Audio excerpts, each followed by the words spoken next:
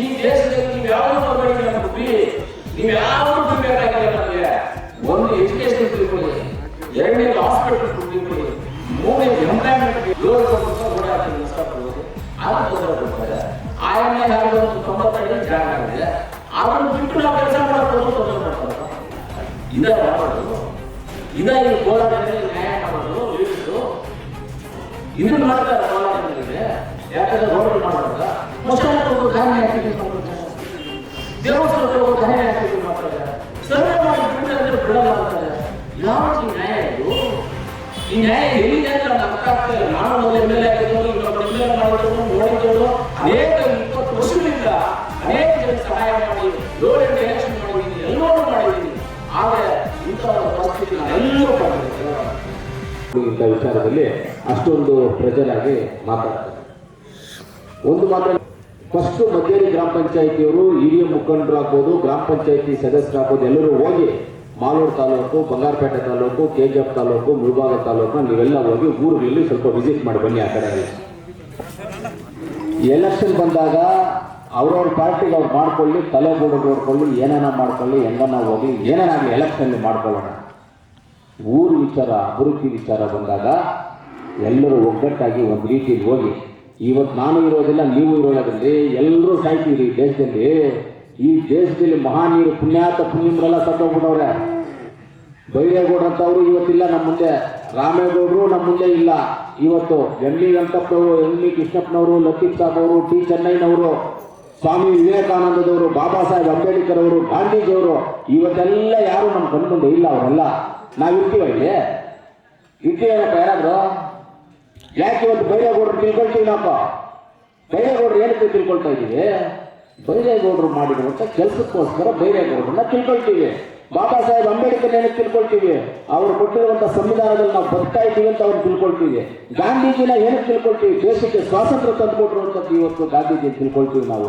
ರಾಜಕೀಯ ಇರ್ಬೋದು, ನಾವೆಲ್ಲ ಗೆಲ್ಬೋದು, ಸೋಲ್ಬೋದು, ಅವೆಲ್ಲ ಗೆದ್ರು ಖುಷಿನ, ಸೋಲ್ರು ಖುಷಿನ, ಯಾವ್ದಾದ್ರು ಖುಷಿನೇ, ಆನಂದ ಪಡ್ತೀವಿ. ಯಾವುದಕ್ಕೂ ವಿರೋಧ ಇಲ್ಲ. ಆದರೆ ಅಭಿವೃದ್ಧಿ ವಿಚಾರಗಳಲ್ಲಿ ಮಾತ್ರ ನಾವು ಹಿಂದೆ ಹೋಗೋದಿಲ್ಲ. ಉಪಯೋಗಿಸ್ಕೊಳ್ಳೋಣ, ಕೆಲಸ ಉಪಯೋಗಿಸ್ಕೊಳ್ಳಿ, ಅಭಿವೃದ್ಧಿಗೆ ಉಪಯೋಗಿಸ್ಕೊಳ್ಳಿ. ಏನು ಹೋಗೋದಿಲ್ಲ, ಏನು ಹೋಗೋದು ಓಡೋದಿಲ್ಲ. ಇವತ್ತು ಗ್ರಾಮ ಪಂಚಾಯತಿ ಬಿಲ್ಡಿಂಗ್ ಕಟ್ಟಿದ್ದೀವಿ, ಏನು ಇಟ್ಕೊಂಡು ಹೋಗ್ತೀವಿ? ಇಲ್ಲ ಅಧ್ಯಕ್ಷರು ಉಪಾಧ್ಯಕ್ಷರು ಇಟ್ಕೊಂಡು ಹೋಗ್ತಾರೆ, ಗ್ರಾಮ ಪಂಚಾಯತಿ ಸದಸ್ಯರು ಇಟ್ಕೊಂಡು ಹೋಗ್ತಾರೆ. ಏನಾಗಲ್ಲ, ಅದೆಲ್ಲ ಎಲ್ಲಿರ್ಬೇಕು ಅಲ್ಲಿ ಇರ್ತಾರೆ. ಕಾನೂನು ಪ್ರಕಾರವಾಗಿ ಹೇಳಕ್ ಹೋದ್ರೆ, ಕಾನೂನಿನ ಚೌಕಟ್ಟಲ್ಲಿ ಹೇಳಕ್ ಹೋದ್ರೆ ಯಾರು ಉಸಿರು ತೆಗೆಯಂಗಿಲ್ಲ, ಮಾತಾಡೋದೇ ಇಲ್ಲ. ಗ್ರಾಮ ಪಂಚಾಯತಿ ಅಧ್ಯಕ್ಷರಿಂದ ಫೈನಲ್ ತೀರ್ಮಾನ. ಅವ್ರು ಯಾರು ಬೇಕೋ ಹೇಳ್ಬೋದು, ಯಾರು ಬೇಕೋ ಹೇಳ್ತಾ ಇರ್ಬೋದು. ಬೇಕಾದ್ರೆ ಕಾನೂನು ಏನು ಇವರು ಎಲ್ಲಿ ಇವರು ಎಲ್ಲ ಬೀಳುವ ಕರೆಕ್ಟ್ ಇಲ್ವಾ? ಗ್ರಾಮ ಪಂಚಾಯತಿ ಅಧ್ಯಕ್ಷ ಸುಪ್ರೀಂ ಇಲ್ವಾ? ಅವರು ಗ್ರಾಮ ಪಂಚಾಯತಿ ಅಧ್ಯಕ್ಷ ಸುಪ್ರೀಂ.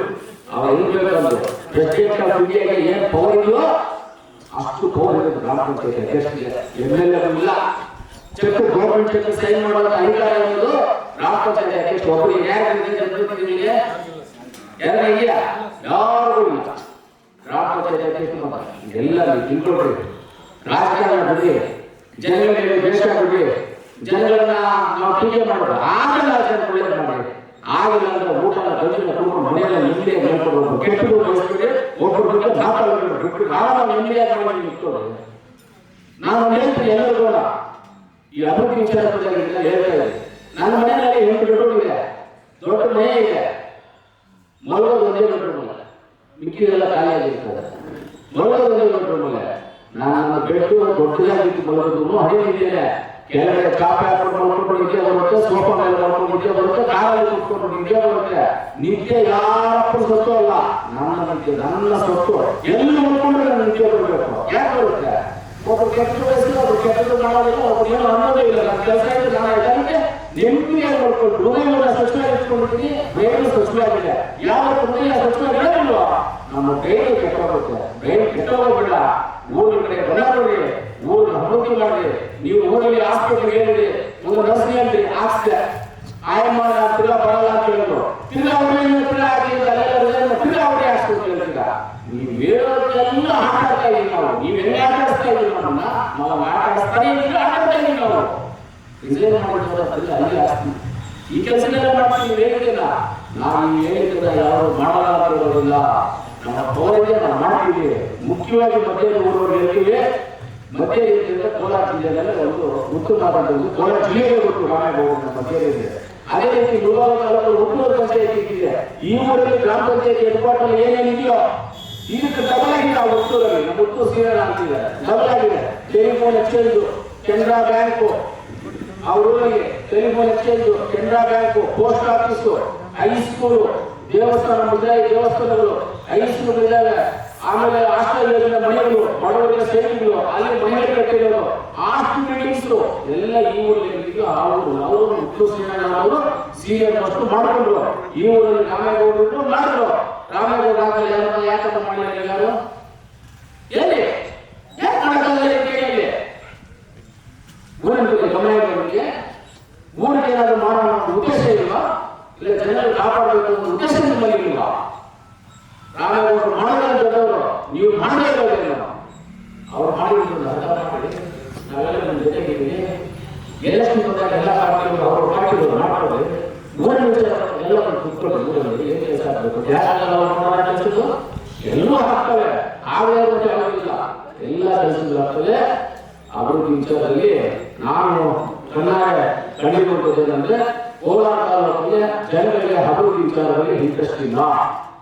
ಏನೋ ಅಕ್ಕ ಹೇಳ್ತಾ ಇರೋದು ಜನಗಳಿಗೆ ಇಂಟ್ರೆಸ್ಟ್ ಇಲ್ಲ. ಅದಕ್ಕೆ ನನಗೆ ಬೇರೆ ತಾಲೂಕನ್ನು ನೋಡಿ ಅವ್ರಿಗೆ ಏನ್ ಮಾಡ್ತಾ ಇದ್ದಾರೆ ಅಂತ ಹೈಯೆಸ್ಟ್ ಜಿಲ್ಲೆಯಲ್ಲಿ ಕೂತ್ಕೊಂಡು ನಾವು ಕೋಲಾರ ಯಾರು ಹೈಯೆಸ್ಟ್ ನಮ್ಮಷ್ಟು ಅಕ್ಕ ಬಂದಿದ್ದೀವಿ ಯಾವ ತಾಲೂಕಲ್ಲಿ ನೋಡೋಣ, ಯಾರು ಇಲ್ಲ. ಅಷ್ಟು ದುಡ್ಡನ್ನು ತಂದಿದ್ದೀವಿ. ಜನ ಬೇಕು ಅಂದ್ರು, ಲೀಡರ್ಸ್ ಬೇಡ ಅಂದ್ರು, ಇಲ್ಲ ಲೀಡರ್ಸ್ ಬೇಕು ಅಂತ ಜನ ಬೇಡ ಅಂದ್ರು ನಾವು ಯಾರು ಮಾತು ಕೇಳೋದಿಲ್ಲ. ನಾವು ಏನ್ ಮಾಡ್ಬೇಕು ಅಂತ ಗ್ರಾಮದಲ್ಲಿ ನಮಗೆ ಮಾಹಿತಿ ಸಿಗ್ತಾ ಇಲ್ವೋ ಅದರ ಪ್ರಕಾರವಾಗಿ ಕೆಲಸವನ್ನು ಮಾಡ್ಕೊಂಡು ಹೋಗುವಂತ ಕೆಲಸವನ್ನ ನಾವು ಮಾಡ್ತೀವಿ. ನಾವು ಇಲ್ಲಿವರೆಗೂ ನಿಮ್ಮ ಮಾತು ಕೇಳ್ತೀವಿ. ಅದಾದ್ಮೇಲೆ ನಿಮ್ಮ ಮಾತು ಕೇಳೋದಿಲ್ಲ. ನಾವು ಅಭಿವೃದ್ಧಿ ವಿಚಾರದಲ್ಲಿ ನಿಮ್ಮ ಮಾತು ಕೇಳೋದು, ನಮ್ಮ ಕೆಲಸ ನಾವು ಮಾಡ್ಕೊಂಡು ಹೋಗ್ತಾ ಇರ್ತೀವಿ. ಏನಾಗುತ್ತದೆ? ಏನು ಆಗೋದಿಲ್ಲ, ಏನು ಆಗೋದಿಲ್ಲ. ಅದರಿಂದ ನಾನು ಕೆಲಸ ಮಾಡೋದ್ರಲ್ಲಿ ಎಕ್ಸಾಂಪಲ್ ಒಂದೇ ಫೈನಲ್ ಹೇಳ್ತೀನಿ ನಿಮಗೆ. ಮತ್ತೇರಿ ರಾಮೇಗೌಡರು ಈ ಪಂಚಾಯತಿ ಇಷ್ಟು ಡೆವಲಪ್ಮೆಂಟ್ ಮಾಡಿದಾರಲ್ಲ, ಯಾಕೆ 10 ಗ್ರಾಮ ಪಂಚಾಯತಿ ಡೆವಲಪ್ ಮಾಡಿಲ್ಲ? ಇದೇ ಪಂಚಾಯತಿ ಅವ್ರು ಮಾಡಿರುವ ಕೆಲಸದಲ್ಲಿ ಯಾಕೆ ಮಾಡ್ಕೋದಿಲ್ಲ? ಇವತ್ತು ನನ್ನ ಓನ್ ಪಂಚಾಯತಿ ಮುಖ್ಯಸ್ಥಳ ಮುಳಬಾಗ ತಾಲೂಕು ಕೋಲಾರದಲ್ಲಿ, ಆಮೇಲೆ ನಮ್ಮ ಅಂಬಿಕಲ್ ಗ್ರಾಮ ಪಂಚಾಯತಿ ಓನ್ ಮಾಡಿ ಗ್ರಾಮ ಪಂಚಾಯತಿ ಬಿಲ್ಡಿಂಗು 7 ಎಕರೆನಲ್ಲಿ ಗ್ರಾಮ ಪಂಚಾಯತಿ ಬಿಲ್ಡಿಂಗು, ಮೆಡಿಕಲ್ ಹಾಸ್ಪಿಟಲ್ ಅದರೊಳಗಡೆ, ಲೈಬ್ರರಿ ಅದರೊಳಗಡೆ, ಆಯುರ್ವೇದ ಹಾಸ್ಪಿಟಲ್ ಅದರೊಳಗಡೆ, inspector room, sub inspector room, SP ಬಂದರ್ ರೂಮು, ಡಿವೈಎಸ್ಪಿ ಬಂದರ್ ರೂಮು, ತಹಸೀಲ್ದಾರ್ room, secretary room, revenue inspector room, ಗ್ರಾಮ ಪಂಚಾಯತಿ ಮೆಂಬರ್ಸ್ ರೂಮು, ಅಧ್ಯಕ್ಷರಿಗೆ, ಉಪಾಧ್ಯಕ್ಷರಿಗೆ, ಪಿಡಿಒಗೆ, ಇಒಗೆ ಇಷ್ಟು ಜನರು ಕೊಟ್ಟು ಊರಿನ ವಾಟರ್ ಟ್ಯಾಂಕು ಅದರಲ್ಲಿದೆ. ಗ್ರಾಮ ಪಂಚಾಯತಿ ಉಪಯೋಗ ಮಾಡಬೇಕು ಅಲ್ಲಿಂದ ತೆಗೆದುಕೊಂಡು ಮಾಡೋದು ಅಭಿವೃದ್ಧಿ ಮಾಡ್ತಾರೆ. ಎಲ್ಲ ಗ್ರಾಮ ಪಂಚಾಯತಿ ಹಿಂದೆ ಯಾಕೆ ಬೇರೆಯವರು ಏನು ಮಾಡೋಕ್ಕಾಗಲ್ಲ? ಮಾಡಬೇಕು ಅಂದ್ರೆ ಆ ಗ್ರಾಮ ಪಂಚಾಯತಿಯಲ್ಲಿರ್ತಕ್ಕಂಥ ಹಿರಿಯ ಮುಖಂಡರು ಕ್ಷಮೆ ತಗೋಬೇಕು. ನಿಮ್ಮನ್ನು ಇವತ್ತು ರಾಮೇಗೌಡ ನೆನೆಸ್ಕೊಂಡು ನಿಮ್ಮನ್ನು ಗ್ರಾಮಕ್ಕೆ ನೆನೆಸ್ಕೋಬೇಕು. ಅದೆಲ್ಲ ಮಾಡಬೇಕಾಗ್ತದೆ. ಕೆಲವು ವಿಚಾರಗಳು ಜನರು ತಿಳ್ಕೋಬೇಕಾಗ್ತದೆ. ಒಂದು ಎರಡನೇ ಆಮೇಲೆ ಒಂದು ಪದ ಹೇಳ್ತಾ ಇದ್ರು, ಹುಡುಗರಿಗೆ ಕೆಲಸ ಕೊಡಿ ಅಂತ. ನೀವು ಎಷ್ಟು ಜನ ಹುಡುಗರು ಕೊಟ್ಟಿದ್ದೀರಾ? ಬಯೋಡೇಟಾ ಮಾಡಿ ಕೆಲಸ ಕೊಟ್ಟು ಸಿಕ್ಕಾಗಿದ್ದೀವಿ. ರೇಣುಗಲ್ industrial area, Narasapura industrial area ಆಗಿಲ್ವಾ? ಚಿಂತಾಮಣಿ ಇಂಡಸ್ಟ್ರಿಯಲ್ ಕೊಡ್ತೀವಿ, ಆಗಿಲ್ವಾ? ದೇವನಹಳ್ಳಿ ಕೊಡ್ತೀವಿ, ಆಗಿಲ್ಲ ಅಂದ್ರೆ ಹೊಸೂರು ಇಂಡಸ್ಟ್ರಿಯಲ್ ಕೊಡ್ತೀವಿ. ನಿಮಗೆ ತಗೊಂಡು ಬನ್ನಿ ಪಾಪ ಓದಿರುವಂತ ಹುಡುಗರಿಗೆ ಒಂದು ಕೆಲಸ. ನನ್ನ ವಾದನೆ ಇದೆ ಗೌರ್ಮೆಂಟ್ ಅಲ್ಲಿ, ಈ ದೇಶದಲ್ಲಿ ನೀವು ಯಾವುದು ಬರಬೇಕು ನಮಗೆ, ನೀವು ಯಾವುದು ಬೇಕಾಗಿಲ್ಲ ನಮಗೆ. ಒಂದು ಎಜುಕೇಶನ್ ತಿಳ್ಕೊಳ್ಳಿ, ಎರಡನೇದು ಹಾಸ್ಪಿಟಲ್ ತಿಳ್ಕೊಳ್ಳಿ, ಮೂರನೇದು ಎಂಪ್ಲಾಯ್ಮೆಂಟ್ ಕ್ರಿಯೇಟ್ ಮಾಡಿ, ನಾಲ್ಕನೇದು ರೈತರನ್ನ ಕಾಪಾಡ್ಕೊಳ್ಳಿ. ಈ 4 ಕರೆಕ್ಟಾಗಿ ಕೊಟ್ಬಿಟ್ರೆ ಯಾರು ಬರ್ತಾರೆ? ಯಾರು ಬರೋದಿಲ್ಲ. 4 ರೈತರನ್ನ ಕಾಪಾಡ್ಕೊ, ಹಾಸ್ಪಿಟಲ್ ಫ್ರೀ ಕೊಡು, ಎಜುಕೇಶನ್ ಫ್ರೀ ಕೊಡು, ಎಂಪ್ಲಾಯ್ಮೆಂಟ್ ಕ್ರಿಯೇಟ್ ಮಾಡೋದು. ಅವಾಗ ಯಾರು ಮಾಡ್ತಾರೆ? ಇದನ್ನು ಮಾಡಬೇಕು. ಇದನ್ನು ಮಾಡಬೇಕಾದ್ರೆ ಸಮಾಜ ಬದುಕಬೇಕಂದ್ರೆ, ಇವತ್ತು ಸಮಾಜ ಉಳಿಬೇಕಂತಂದ್ರೆ ಇದನ್ನು ಮಾಡಬೇಕಾಗಿದೆ. ನಾವು ಇದನ್ನ ದಾರಿ ತಪ್ತಾ ಇದೀವಿ, ನಾವೆಲ್ಲರೂ ದಾರಿ ತಪ್ತಾ ಇದೀವಿ. ಇವತ್ತು ನಮ್ಗೆ ಯೋಚನೆ ಬರ್ತಿಲ್ಲ, ನಾಳೆ ಗೊತ್ತಾಗುತ್ತೆ. ಇನ್ನೊಂದು ದಿವಸ ದಾರಿ ಯಾವ ತಪ್ಪಿದ್ವಿ ನಾವು ಗೊತ್ತಾಗುತ್ತೆ. ಮುಂದಿನ ಹೆಜ್ಜೆ ಹಾಕ್ಬೇಕು. ಮುಂದಿನ ಹೆಜ್ಜೆ ಅಂದ್ರೆ ಇವತ್ತು ರಾಮೇಗೌಡ ಅವರೆಲ್ಲ ಬಂದು 25-30 ವರ್ಷ ಹಿಂದೆ ಈ ಊರಲ್ಲಿ ಗ್ರಾಮ ಪಂಚಾಯತ್ ಹಾಸ್ಪಿಟಲ್ ಮಾಡಿರೋದು ಆವತ್ತು ನೋಡೋರು ಮಾಡಿಲ್ಲ. ಇವತ್ತು ನಮ್ಮ ಗ್ರಾಮ ನೋಡಿಲ್ಲ, ಇನ್ನ 25-30 ವರ್ಷಕ್ಕೆ ನಮ್ಮ ಊರಲ್ಲಿ ಹೇಗಾಗಬಹುದು ಅನ್ನೋ ಮುಂದಿನ ಕಾಲಕ್ಕೆ ಅಲ್ಲಿನ ಮುಂದಿನ ಯೋಚನೆ ಮಾಡಿ ಅವ್ರು 25 ವರ್ಷ ಕಾನ್ಸೆಪ್ಟ್ ಇಟ್ಕೊಂಡು ಮಾಡಿರುವಂಥದ್ದು ಇವತ್ತು ಕೂಡ ಯೂಸ್ ಆಗ್ತಾ ಇದೆ ನಮಗೆ. ಇನ್ನು ಮೇಲೆ ನಾವು ಇಲ್ಲಿಂದ ಮುಂದೆ ಹಾಕಬೇಕು. ರೋಡ್ ಮಾಡೋದು ಎಕ್ಸಾಂಪಲ್ ನಷ್ಟಪಡಿಸೋದು, ರೋಡ್ ಮಾಡ್ತಾ ಇದ್ದೀವಿ, ಏನೋ ನಷ್ಟಪಡಿಸೋದು ಎಲ್ಲ ಪಾಟೀಲ್ ಎಲ್ಲ ಬಂದು ಅಲ್ಲಿ ಎಷ್ಟು ತೊಂದರೆ 7 ಕೋಟಿ ರೂಪಾಯಿ ರೋಡ್ ಹಾಕಿ ನಷ್ಟಪಡೋದು, ಅದು ತೊಂದರೆ ಕೊಡ್ತಾರೆ. ಆಯಮ್ಮ ಯಾರು 90 ಅಡಿ ಜಾಗ ಇದೆ, ಅದನ್ನು ಬಿಟ್ಟು ನಾವು ಕೆಲಸ ಮಾಡೋದು ತೊಂದರೆ ಮಾಡ್ತಾರೆ. ಇವತ್ತು ಹೋಗ್ಬಿಟ್ಟು ಬಸವರಾಜ್ ಅವರಿಗೆ ಸ್ಪೀಕರ್ ಬಂದು ಅವರಿಗೆ ಪೋಸ್ಟ್ ಆಫೀಸ್ ಇದೆ, ನೀವು ಯಾಕೆ ಕೆಲಸ ಮಾಡ್ತಾ ಇದ್ದಾರೆ, ನಿಮ್ಮ ಸಸ್ಪೆಂಡ್ ಮಾಡ್ತೀವಿ, ಅಪ್ಚೂಟಿ ಮಾಡ್ತೀವಿ ಅಂತ ಇದೇ ಮಾಡೋದು. ಇದೇ ಈ ಕೋಲಾರದಲ್ಲಿ ನ್ಯಾಯ ಮಾಡೋದು ಲೀಡರ್ಸು ಇದನ್ನು ಮಾಡ್ತಾರೆ ಕೋಲಾರಗಳಿಗೆ. ಯಾಕಂದ್ರೆ ರೋಡ್ ಮಾಡುವಾಗ ಮಸ್ತಾಗಿ ಧಾನ್ಯ ದೇವಸ್ಥಾನಕ್ಕೆ ಹೋಗೋ ಧಾನ್ಯ ಹಾಕಿ ಮಾಡ್ತಾರೆ, ಸರ್ವೆ ಮಾಡಿ ಬಿಡಲಿ ಅಂದ್ರೆ ಬಿಡಲ್ಲ ಅಂತಾರೆ. ಯಾವ ನ್ಯಾಯ ಇದು? ಈ ನ್ಯಾಯ ಎಲ್ಲಿದೆ ಅಂತ ನಮ್ಗೆ ಅರ್ಥ ಆಗ್ತಾ ಇಲ್ಲ. ನಾನು ಮೊದಲು MLA ಆಗಿದ್ದವರು, ಇನ್ನೊಬ್ಬರು MLA ಮಾಡಿದವರು, ನೋಡಿದವರು, ಅನೇಕ 20 ವರ್ಷಗಳಿಂದ ಅನೇಕ ಜನ ಸಹಾಯ ಮಾಡಿ 7-8 ಎಲೆಕ್ಷನ್ ಮಾಡಿದ್ದೀನಿ, ಎಲ್ಲವನ್ನೂ ಮಾಡಿದ್ದೀನಿ. ಆದರೆ ಇಂಥ ಒಂದು ಪರಿಸ್ಥಿತಿ ನಾನು ಎಲ್ಲರೂ ಕಂಡಿದ್ದೀನಿ. ಕಂಡು ಕುಡಿದು ಆದರೂ ಕೋಲಾರ ತಾಲೂಕಿನ ಎಲ್ಲ ಗ್ರಾಮ ಪಂಚಾಯತಿಗಳಲ್ಲಿ ಬಡವರಿಗೆ ದೇವಸ್ಥಾನಗಳು, ಮಧ್ಯಾಹ್ನಕ್ಕೆ ದಾರಿಗಳು, ರೈತರು ಓಡಾಡಕ್ಕೆ ದಾರಿಗಳು, ಗ್ರಾಮದಲ್ಲಿ ಮಾಡುವಂತ ಪೈಪ್ ಲೈನ್ಸ್ ಹಾಕ್ಬೋದು, ನೀರು ಹಾಕ್ಬೋದು, ಲೈಟ್ ಹಾಕ್ಬೋದು, ಎಲ್ಲವನ್ನೂ ನಾನು ಹೇಳ್ತೇನೆ. ಯಾರು ಬೇಡ ಅಂದ್ರೂ ಬೇಡ ಬೇಕು ಅಂದ್ರೂ ನಾವು ಮಾಡೋದಕ್ಕೆ ಸಿದ್ಧವಾಗಿದ್ದೀವಿ, ನಾವು ಮಾಡ್ತೀವಿ, ಮಾಡ್ಬೇಕು ಅಂತ ಹೇಳ್ತೀನಿ. ಆಮೇಲೆ ಬಸ್ ವಿಚಾರ ಹೇಳಿದ್ರು, ಅವಾಗ ಮೊಬೈಲ್ ಇಟ್ಕೊಂಡು ಕೇಳಿದೆ, ಕೊಟ್ಟಿಟ್ಕೊಂಡು ನೋಡ್ಬೇಕು ಬಸ್ ವಿಚಾರ ನಾನು ನಿಮ್ಮ ಮಗ ನೋಡ್ತಾ ಇದ್ದೀನಿ, ನಾನು ಅಬ್ಸರ್ವ್ ಮಾಡ್ತಾ ಇದ್ದೆ. ಆಯ್ತಾಯ್ತು ಕೂತ್ಕೊಂಡು ನಾನು ಮಾತಾಡ್ತೇನೆ, ನನಗೆ ಆ ಸಬ್ಜೆಕ್ಟ್ ಬಂದಾಗ ಕೂತ್ಕೋಬೇಕು, ಆ ಸಬ್ಜೆಕ್ಟ್ ಬಂದಿದ್ದೀನಿ. ಅವ್ರಿಗ ಬಂದು ಇವತ್ತೇ ಹೇಳ್ತಾ ಇದ್ದ, ಇವ್ರು ಆಮೇಲೆ ಮಾತಾಡೋ ಇವತ್ತು ಹೇಳ್ತಾ ಇದ್ರು. ನಾನು ಇಲ್ಲಿ ಫೋನಲ್ಲಿ ಯಾರ ಮೆಸೇಜ್ ಮಾಡ್ತಾ ಇದ್ದೆ, ಅದನ್ನ ನೋಡ್ಕೊಂಡು ಅಬ್ಸರ್ವ್ ಮಾಡ್ತಾ ಇದ್ದೆ. ನಾನು ಸುಮ್ಮನೆ ಕೊಟ್ಟಿದ್ದೀನಿ, ಫೋನ್ ಮಾಡ್ತಾ ಇದ್ದೆ, ಮಾತಾಡೋದು ಕೇಳಿಸ್ತಾ ಇರುತ್ತೆ, ಪಕ್ಕದಲ್ಲಿ ಯಾರು ನೋಡ್ತಾ ಇದ್ದಾರೆ ಅಂತ ಕೇಳಿಸ್ಕೊಳ್ತೀನಿ, ನೋಡ್ತಾ ಇರ್ತೀನಿ. ಅವ್ರಿಗೆ ತುಟಿ ಬ್ಯಾಲೆನ್ಸ್ ಎಲ್ಲ ಗೊತ್ತಾಗೋದು ಇದೇ ಮಾತಾಡ್ತಾ ಇರ್ತಾರೆ ಅವರು ಅಂತ ನನಗೆ. ಅಷ್ಟು ಒಂದು ಅಬ್ಸರ್ವೇಷನ್ ಮಾಡ್ತೀವಿ.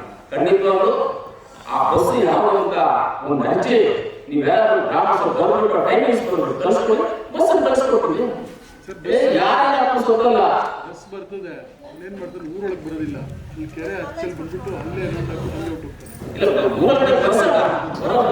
ಗೌರ್ಮೆಂಟ್ ಬಸ್ ಯಾರು ಸೊತ್ತೇನಲ್ಲ, ನಮ್ಮೆಲ್ಲರೂ ಸೊತ್ತದು, ನಮ್ಮ ಊರು ಸೊತ್ತು, ನಾವು ಬೇಕಾಗಿರೋ ಸೊತ್ತು. ಯಾಕೆ ಬರೋದಿಲ್ಲ ಬಸ್ ಒಳ್ಳೆ ಕೆಲಸ ನಾವು ಕಳ್ಸ್ಕೊಡ್ತೀವಿ, ಯಾಕೆ ಕಳ್ಸ್ಕೊಡ್ತೀರ?